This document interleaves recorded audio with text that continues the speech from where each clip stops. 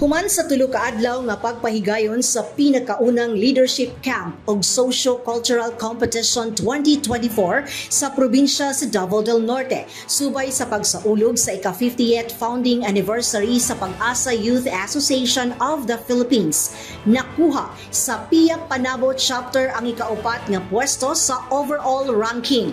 Dugang niini ang tema karong tuiga mao ang Golden Milestone, Fostering Generational Youth-Led Initiatives for Inclusivity and Social Change nga gipahitabo sa Davao del Norte Sports Complex, Mangkilam, Tagum City.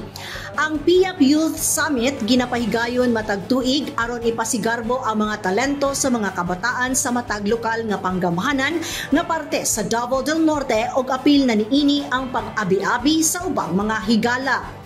Sa tulo ka adlaw nga aktibidades, game na game nga may partisipar ang mga partisipante sa Panabo City sa larong nayon. Cheers and Yells, Zumba sa sa kabuntagon ug Mr. and Miss PIAP 2024.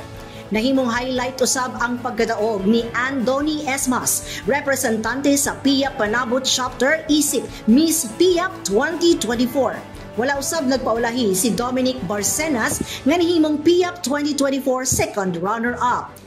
Mibisita usab si Executive Secretary Josie Mary G. Relampagos sa kalihukan sa ikaduhang adlaw aron ipadayag iyang dakong suporta sa mga kabatan-unang Panabawans.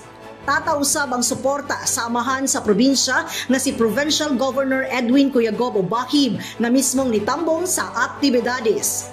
Kauban sa kamera si Louie Panagsagan, kini si Dali Amag nga gikan sa City Information Office Broadcast Services alang sa Frontline News Panabo. Importante, informed.